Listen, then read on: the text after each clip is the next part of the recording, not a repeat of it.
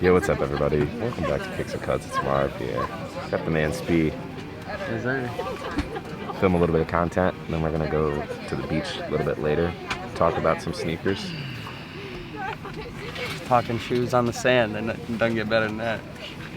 That'll be the title of this video. Shoes on the sand. Sneakers in the sand. We'll see you guys. Oh, I think that sounds like a blow-up video right there. Sneakers in the sand. sand on the sneakers. Sneakers on the Drop sand. a like and comment right now if you're watching. Yo, what's up, everybody? Welcome back to Kicks and Cuts. It's Marv here. I know you guys just saw Hayden and I on the plane. We finally parked the U-Haul. We got about 150 pairs in the U-Haul. All of those pairs are Hayden's, Mr. 440 himself. We're heading down to the beach right now. We're gonna film a little podcast. What is the name of this podcast gonna be? Sneakers in the This sand? is gonna be sneakers in the sand, gang, because we're talking about sneakers in the sand. I mean, it's straight to the point. So Let's do it. So we're about to walk down to the beach now. Yo, what's up, everybody? Welcome back to Kicks and Cuts. It's Marv here. I'm on the beach with 440 Kicks himself. How you doing, Hayden? we're laughing. It's a beautiful day out here in Miami Beach. The sun's shining, setting as we speak. Indeed. It's been a beautiful trip so far. The sand is beautiful. It's just great to be out of the snow for a little bit. So what are we calling this? Sneakers in the sand? Sneakers in the sand. I think that's a great name. We're talking Sneakers sneakers. in the We're in the sand. sand. It's an S&S, sneakers in the sand. That's what we're rocking with. What are you investing in right now as a sneaker reseller? What's been selling well for you? Is it foam runners? Is it slides? Is it dunks? Is it Yeezys?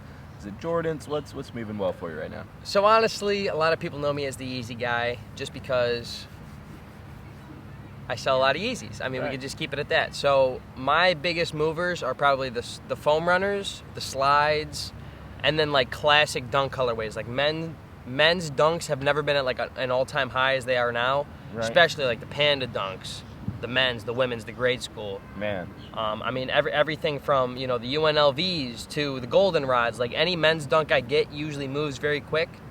So, you know, being a reseller, it's all about following the trends. You got to know what's Right. hot and what's not. If the dunk lows are hot, why are you going to drop 10 grand on dunk highs when you could be putting that in the dunk lows and you know that's going to move quicker? Right. You know? I agree with you. Dunks are moving really well right now, especially the black and white dunks, even though they keep restocking them. The black yeah. and white dunks are moving well. The Valentine's ones with the pink, Oh, yeah. with the suede as well.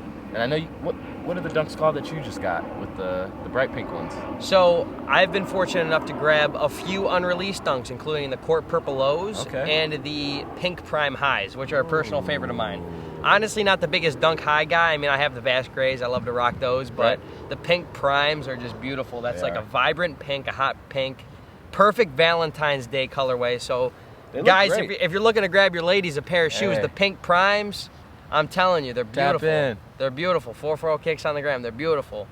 But dunks have been a trend for the past year and a half, 2 They years have. now. I mean, They they really have. came back. And I think everything about selling shoes, selling sneakers, selling anything is about following that trend. So you got to know what's hot and what's not. I'm sure you remember a couple years ago when the Roches were moving like water. Like everybody wanted a pair of Roches. You could walk into Champs and grab a pair, yeah. But they were reselling too. Obviously, Roches aren't hot now, and you got to realize that there are trends that come and go. I agree. The Roches are not hot right now. But they You might know, be. the Give it 10 Yeezys- years, they might come back. The Yeezys are hot right now, though. I agree with your statement. The Yeezys are hot. The Dunks are hot. You know, Jordan 1s and 11s are hot. And no, the 11s. The 1s and the 11s are the hottest Jordans right now. Oh, You 100%. know, you got And the patent 4s, bread too. ones. You got the cool gray 11s. Yeah. You got the 4s. I mean, the Thunder 4s. What else? What other 4s just came out? I mean, the Oreos are The Oreos on game right now. The Lightnings are doing popping. well. Been popping. I mean, everything from the metallic purple 4s that dropped a while ago. I mean, Right. those metallic purple 4s were sitting on shelves. Grade school sizes. I mean, you can't find a dead stock pair for under 300 right now. I mean, it's Right. just about Right. realizing what's hot. I mean, the Black Cat 4 is another perfect example. That was a Wow, the retro Black that was Cat 4s. sitting, literally sitting on the shelves in Foot Lockers, finish lines, and people could go in and buy them. And come 6, 8 months, a year later, those things are crazy. They're going. They're going for a lot of money, too. Just because the supply is high in a shoe and if they're sitting doesn't mean it's not going to be a hot shoe. Like even with the mids and lows too. Like the mids and I lows are agree. great movers I agree. from the bread toe lows, which are one of the most Red toe recent lows. are very hot right now. Oh my Grade gosh. school and men's. I got a couple in the store right now. Shopkicksandcuts.com. Totally. No, that's a great investment shoe. If you're looking to invest in a shoe, I'd go into the bread toe lows. I mean, that's a classic Jordan colorway, the black, red, white. And if you look at comps, if you look at other bread toe lows that have dropped in the past, different color blocks, I mean, those things are going for $300-$400. That's why kids are sitting on these men's pairs right now, because the classic colorways always do great. I would say the neutral gray lows are doing well too. Oh, 100%. That gray and white colorway, especially after the Dior's came out. I know that's a little more of a gray, ice sole, whatever. You got to follow like the hottest shoe trends, right. Because even the Shimmer 4s, like they're the off-white. They had some Shimmer 4s sitting at the Pinecrest Nike location. Oh, yeah, I picked up a Did pair. You see that? No, yeah, you got to know, like, if there's a Jordan that drops that's very similar to a very hyped-up release, like the Shimmer 4s is so similar to the Off-White 4s, you got to grab that if you're looking to invest in something, because that's a classic colorway that literally dubs that of the expensive popular colorway. It's bound to go up. I mean, you see that with the smoke gray mids, for God's sake. Smoke gray mids, yeah. Just because they look similar, even the aluminum gray mids, just because they look similar to the aluminum Dior's. Dunk highs. Those are crazy. Those are crazy. The wolf gray, the aluminum gray, the smoke gray, like if you have a basic colorway that is similar to that of a very popular colorway, that's bound to go up in value over time. I mean, we've seen that time and time again. What else has been selling well for you? I mean, the Easy 350 MX Rocks has been moving well for me. I just got some oats in store, the blue tints. I got a couple pairs. I think they'll go up in the spring. I mean, what 100%. else is moving well for you, 440? I mean, you got to look at like solid colorways. Like the MX Rocks, that's a black, little brown, little gray Yeezy. Those are always going to do great because people want to buy neutral colored shoes. I mean, they're not going to go in and if it's your first time buying a Yeezy 350, you might like the MX Oats a lot, but that's not necessarily going to be the first pair you gravitate to, because you're going to look for a pair that you can match a lot with, that might not get dirty after a few wears. So you're going to look at the MX Rock. Even though they're low right now, ask is like $250, $270 on pairs. That's a great shoe to buy into, because look at the Cinders, look at the Black Statics. Any black Yeezy by trend, hundreds of dollars, and it takes an amount of time for those dead stock pairs to be used for the price to go up. Yeah, exactly. And they're making so many pairs right now. I mean, the cost is going to be low right now, but I mean, give it till the summer, spring, the fall. They're going to be up there. They're going to be a $300 shoe. Oh, 100%. I mean, by the spring, they might even be $350 in some sizes. You don't know. But you got to invest in those neutral colorways, because you have to think about the general consumer of shoes. I mean, let's say even people that are getting into it. A lot of people I know that want to get their first pair of Dunks, they want the Vast Grays. Right. Or they want the black and white. They want the Pandas. Exactly. The simple colorways. And that breaks them into that kind of shoe, and once they rock the Panda Highs, the Panda Lows, they want the Vast crazy Grays, colorways. Exactly. They want to start dabbling in the colors. So it's all about realizing who your clientele is, whether that be store owners, whether that be experienced sneakerheads, whether that be you're marketing to brand new, come be a sneakerhead type people. Like, I agree. You got to know your target market, and then from there, that should really drive most of your buying. What are your thoughts on the Syracuse Dunks, low and highs? I mean, those are crazy. I mean, I think the I highs haven't seen any lows. I've seen the highs. I haven't seen any lows. Funny enough, that is one of the only shoes I actually hit on Nike, the Syracuse lows. No way. I sold them for like $230, dirt cheap. And they're like $500-$600 now. Right. So another point of this, I guess, would be to look at like the classic colorways, especially college colorways. Even the plum Dunk lows. Like, you got to find Dunk lows that are like classic colorways. I agree. And if you're looking for a shoe to invest in, pay ask and wait 3-4 months. I'm telling you, they're going to double. They're going to go up 100%. The Any Kentucky of those color lows. blocking mids? The Kentucky lows. I mean, every Dunk low you can think of that dropped in 2020, 2021 have gone up significantly in value. I can't think of one that hasn't. The Golden Rods are taking a little while to get up there, but that's going to be a Golden Rods are going up, though. The Georgetown Dunks shot up crazy. I remember people selling those at $175, $180. Those things were $325, Dunks were going $350. for nothing. You're right. Those were 2-3 months and they were shooting up. You're right. You're right. So it's just about being in the game long enough to realize those trends, and once you realize those trends, if you're more of an investment type buyer, to follow those trends, because you have to trust the process. I mean, those shoes are bound to go up at a certain. It just takes time. Even if you're looking for quick flips, see what your clientele is buying, whether it's men's sizes, grade school sizes, women's sizes. Find out what your clientele is buying and get those sizes for them. Oh yeah, and as long as you got the hot styles, like those are going to be quick flips for you. Whether you're moving volume and you're making 10 a pair, or whether you're selling to individual customers and you're making 30, 40 a pair. I mean, every time I get the Panda Dunk lows in, they move like water. Whether it's to a store owner for a little bit of a bulk price, or whether it's to a singular customer, they're going to pay that ticket because it's such a classic Nike. You gotta know. You gotta understand the trends a bit. I think that's a huge part of sneaker reselling. Period. Is understanding the trends, understanding the past. I mean, when the Dunks really came back into like circulation per se, 2020, 2021. Right. A lot of people weren't really hip to the OG Dunks. I mean, the SB Dunks have been around for years and years. Right. But now it's becoming more of a culture trend, and I agree. just by knowing that, you know when you buy a Dunk Low, even if you got to sit on it for 3 weeks, a couple months, they're gonna move. They're gonna go up. And they're gonna go up, exactly. And that's another thing with sneaker investing is it's like, I wouldn't always necessarily be worried about, okay, I want to sell this in 2 weeks.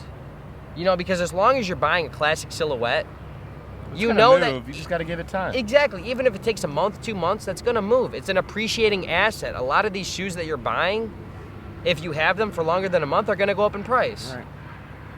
I mean, special circumstances like StockX doing a 50% off seller fees or restock would inhibit that shoe from increasing, but... What shoe do you have next to you? The MX Sand Foam Runners. And let me tell you, the Foam Runners, as I've learned just in this past year alone, shouts out the Sand Foam Runners, one of my favorites also, those always go up in price. So when these first came out, this size 11 was selling for like $220 on GOAT, and now they're like damn near $300 in a matter of 1 to 2 months. Right. When you see a foam runner like the MX, what was it, the cream? Right. The coffee looking Johns. Colors, yeah. When you see that shoot up in price in such a little amount of time, when they drop a colorway like the MX Sands, yeah, you got to buy into that. You got to invest in it. I mean, I was buying these on GOAT StockX just because I knew, give it a month, they're going to be up $40 from what the current ask is anyways. Right. Just because it's a limited shoe, it's a classic colorway, and people are going to want it. The Okras are a different story because those have restocked so many times.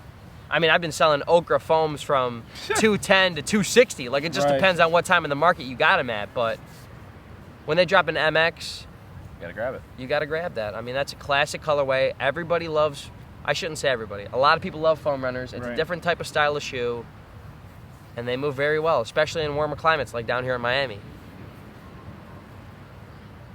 What moves best for you? I mean, when you have people come into the store and they're like, yo, I want to sell you these, do you kind of base what you're willing to pay on how quick you think they're going to move, or do you like simply just decline people when they bring stuff in? I'd be honest. I do decide what I pay based on what will move for me. I mean, Yeezys move well for me. Dunks move well for me.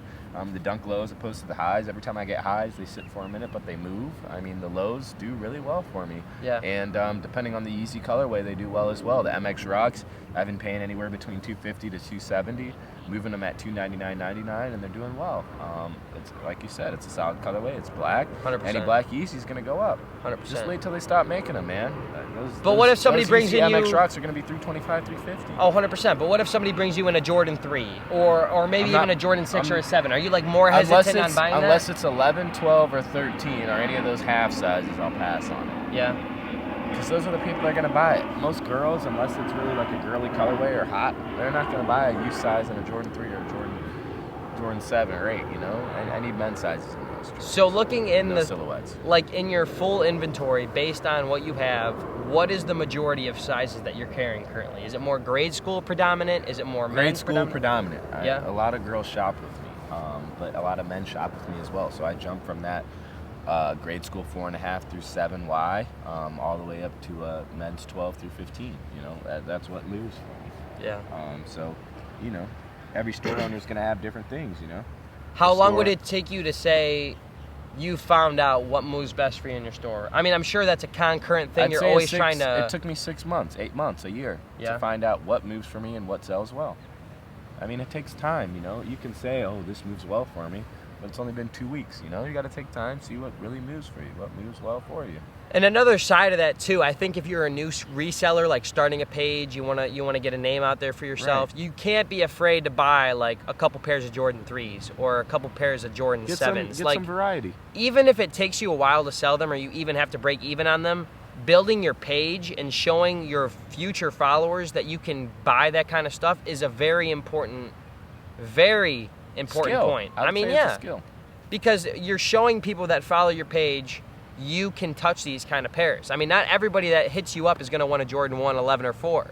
They might want a Jordan 7. They might want a Jordan 9 from 2 years ago. Right. And if you're that kind of guy and you can put that on your page, that shows and reinforces, I think, that you can grab those kind of pairs. I agree. I think one of the biggest issues, though, with reselling is finding, like, that range of sizes. I mean, I have a couple even NFL players that will tap in with me like, yo, do you have This a size 15, 16? And it's like, unfortunately, I don't. Like, that's just a tougher size to grab. So how do you kind of, I don't know if you have those kind of customers, but how do you deal with those They come in every situations? once in a while in the college range for me, not NFL, but a lot of the local college kids want 15, 16, 17. And I reach out to Taylor a lot for Yeah. those bigger sizes. Yeah, He He always sometimes has has. the 15, 16, 17 ranges for me. So right. I reach out to him, grab them from him, supply it to the customer. And that's another important thing, too, I think. When you have a reselling page or you're trying to grow a brand revolving around reselling or redistributing shoes, you got to have those connects that you can reach out to find the shoes that you know you don't have on stock or you know that you can't easily find right around the corner. Like, you Right. have to have those guys that have a plethora of inventory for you to pick through and source sales. Because if somebody hits you up, yo, can you give me a size 13 in these Jordan 7s? If you have to say no to them because you don't know a guy, I mean, that's one potential customer you might be losing or you might be missing out on. And if you're able to fulfill that customer through personal experience, if you're able to find that customer what they need, they're going to come back to you and ask you for what they need next because they know you can get it. And that shows a lot. That's true. Customers are going to come back to who they know can supply and get what they need. I mean, if somebody comes into your store and asks for a shoe that you don't have, do you tell them, like, hey, I'll, give me your number, I'll reach out to you when I find them, or let me call a couple guys, I'll let you know. Like, how do you deal with those? It depends on who it is, you know. I want people to come into my store for what I have, what value I provide. So every customer that comes in, I'm not going to say, oh, is this what you're looking for? I'm going to take time to go out and find it. But, you know, if it's one of my homies, somebody I trust, somebody I know, I'll take time and put effort into looking for it, you know. Because at the end of the day, people can go to GOAT, they can go to StockX and buy the sneaker that they want in the size that they want. Shopping with you as the reseller or the store owner is due to the fact of the service that you're providing to them. Whether you're nice, you're kind, they love coming into your store, they love the variety that you provide in your store, they love the content that you post, you know, those are the reasons why they're shopping with you. Right. Right, it's a lot more than just having a product that people would want to buy. It's about being personable, it's about holding a personality with your brand that ties to your image. It's a lot more than that because there's a ton of competition out there. Again, anybody can sit at home and buy a pair on GOAT or StockX. I mean, it's the easiest thing to do. You click a couple buttons and you have that delivered to your door. But for them to want to come to your shop, to shop with you, store, they know that they can get it, try it on. They trust you. Exactly. I think that's a huge thing. I agree. What are your most favorite things or biggest passions of owning your store right now? Like, when you wake up in the morning, what are the first couple things on your mind that gets you out of bed to get ready for the day? Like, I enjoy videos like this. I enjoy the traveling. I enjoy filming. I enjoy talking to customers. Them coming in store. Those are the things that I really honestly enjoy about what I'm doing right now. Communicating back and forth with the customers, seeing what people want, seeing what people need. That's really what drives me to keep doing what I'm doing. Sorry that the sunset is setting. I might be like a little black blob over here. Hope you it's nice. You guys can at least hear what I'm saying. You know? It's nice. It's a beautiful sunset here in Miami right now. It's a wonderful day out. It's beautiful. I appreciate you taking time to sit down with me. I know we're on this trip together, but, you know, filming some content for my channel. Oh, yeah. Hope you guys enjoyed a little back and forth with Hayden and I here. Yeah, just something simple. I mean, there's always... You got to learn something every day. I mean, if you wake up and go to bed not learning a single thing, not talking to a new person, not growing as a person or a brand, I really feel like you missed out on that day because time is the most valuable resource we have, and you got to use that to your advantage. I agree.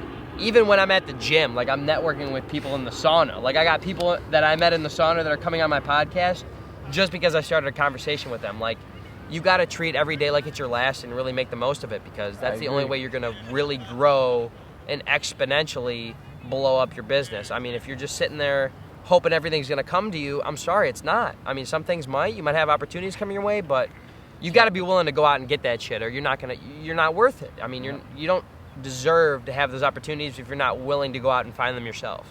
I agree. I know I said I agree a lot, but Hayden's one of my guys, you know. We think alike. Oh, yeah, certain 100%. extent, I mean, you know? we're on the same wavelength. Like, Marv and I click so well because we have the same type of...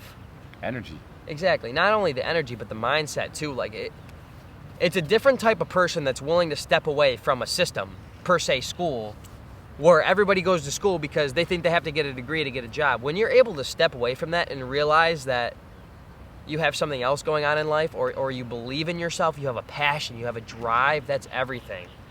And you have to be able to click with people that are like that, because those are the only people that are going to fully understand and fuel your passion.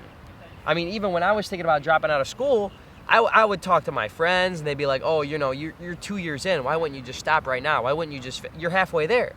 And then I call somebody like Marv, and he'd be like, yo, that's the greatest thing I heard out of you the past 6 months. Like, go do that. Go find that life for yourself. Go live every day like you're trying to fulfill your dream of being a business owner. And I supported it. And without that kind of, like, support, even if your family doesn't support that, like, it's hard to really find a reason to chase your passion and dreams. I mean, it really is.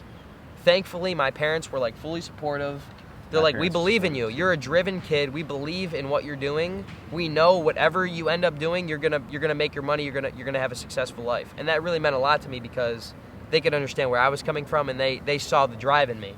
And even the money will come, you know, when you're doing something that you enjoy and that you're passionate about, you know. It's not all about the money, again, too. I mean, a lot of this is is what you enjoy. Exactly. You have if you're living your life going to a 9 to 5 and you don't truly enjoy that job, and you come home every day, wow, that today was a pain. Like, today was just, man, I don't even want to go back tomorrow. What is your point of living that next day? What is your point of showing up to that job? You're just a slave to the money at that point. Right. Even though we traveled to these shows, I went to Fort Lauderdale SneakerCon a couple weeks ago, and I broke even. I was happy as hell that I broke even. I mean, even though I made that like a vacation, I was there the whole week. You know, it's the quality of life. Like, I was happy going down and doing what I did and meeting the people I did, which will, you know, exponentially count as a source of passive income, selling to store owners. But it's just about living that life. Those store owners are going to come back to you because they know how smooth the business was, and you have 100%. What they want. And that's the biggest thing. It's about networking. It's about making those connections, going out to different places that you've never been before, and meeting people from that area. You don't know what will spawn from that. Right. I mean, the opportunities are endless. I've said this in a couple of shows, but when we went down to Atlanta SneakerCon, my boy and I, we sold a couple pairs to this store, Exclusive Atlanta. I want to say the biggest store in Georgia alone. I mean, they make custom Dior and Louis V fits for celebrities, all this type of stuff. Right. So after the show, he's like, come to my shop, whatever you don't have, I'll buy. I'm like, okay, cool. So my boy and I pull up after the shop, and we're waiting around for a while. He's like, yeah, let me deal with these couple guys, I'll get to you. And I was kind of, you know, like, shit, I want to eat. You know, I'm starving, we haven't eaten all day. I was kind of like a little frustrated. Right. And then he goes, French Montana's going to be here in 10 minutes. I'm like, get the hell out of here. So just by being willing to go to this guy's shop that we had met at SneakerCon Atlanta, that we were willing to drive 10 hours to, I ended up meeting French Montana. And, you know, not that necessarily translated into a business connection. It's just about showing you that when you put yourself in the opportunity to win, to succeed, to grow, stuff can spawn and happen from that. And you won't know until you do it. Right. And I agree with everything that Hayden's saying. I mean, it's what it is, you know.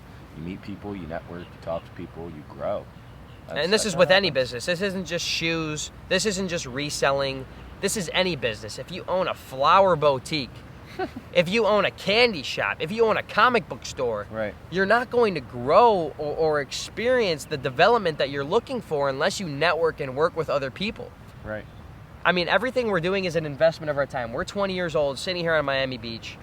And by no means have we made it in life. By no means are we rich.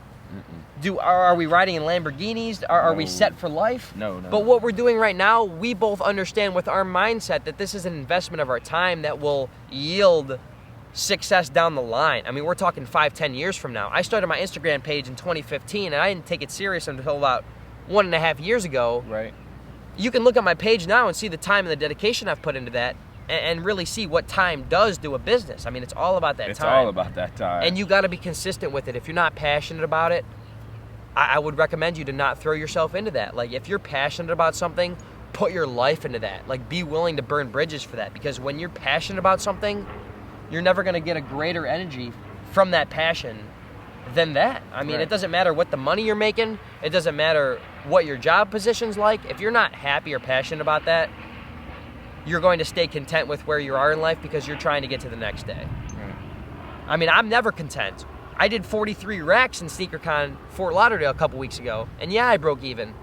And yeah, I might have taken a couple pics out of bed full of cash. But that's not me being content. That's not me being content. Like, people, you know what, Marvin? One of my biggest pet peeves is people call me rich all the time. They're like, "Oh, I you're hate rich. that, I hate that, Oh, I you hate that, I got hate you that, I got hate life that, I so hate that. easy. You don't have to go to school. You don't have to worry about classes, tests." Yeah, because I separated myself from the group and I put myself out here. You don't think I wake up stressed every day because I'm not going to school for a degree Right. and that I have to make ends meet to pay my rent, insurance, Right. gas, all this other shit? Whatever the income is. Yeah. Like, I'm busting my rear every day just like Marvin is to make ends meet, and there's no reason for you to sit there and say, "Oh, you got it good." Right. Like, no, we chose a different path than you did. And you just got to understand that because we haven't made it yet. No matter what you're doing, you know, put your head down, focus up, whether you're in school, whether you're out of school, whatever you decide to do. Focus up and grind. 100%. There's nothing wrong with going to school. There's nothing wrong with getting a degree and working a 9 to 5. If you're passionate about that, go do that shit. Go out there and get it. Like, you deserve that. You deserve to wake up every single day of your life and be happy with where you are in life. I But agree. don't get content. Even if you have a job and you're content with your salary, don't be content in life. We only got one life to live, and you gotta make that to the max. I mean, I hate to think like this, but also you have to. If I die tomorrow, am I happy with what I've done in my life? Right. I mean, we could go to this event tomorrow and do $5,000 in sales. We have no idea. I've taken a full risk shipping 10 boxes down of 150 shoes. We don't know what we're gonna do tomorrow. Right. I'm just banking on the fact that I think I know what I'm doing and that the market down here is good enough to where I'm gonna make money. I could lose money tomorrow. You don't know. But just the fact that I'm The willing to put confidence. myself in that position and I'm willing to put myself in an opportunity, maybe I meet one store owner. That could change my life. You don't know. You just Right. don't know. You never know. Just put yourself out there, guys. Don't be afraid to go take a shot. I've been there, and you miss 100%. You miss 100% of the shots you don't take. I mean, I'm gonna say that That's true. because if you're not willing to put your That's feet true. in the water, you don't know if it's gonna work or not. And again, if you got that passion, just go get that. Well, I appreciate you, Hayden. We're down here on the beach. We're chilling. It's 5:33. We're gonna head back to the Airbnb. Yes, sir. Appreciate you and your time. Of course, little, brother. little Appreciate talk you. with Hayden and I talking about sneakers. Yep. Sneakers on the beach. Sneakers in on the beach. sand. Hope you guys enjoyed. Be sure to like and subscribe to Marv's page. Leave a comment, show some love, and just tune in, guys. Just tune in. We hope to see you soon. Peace. Out of here.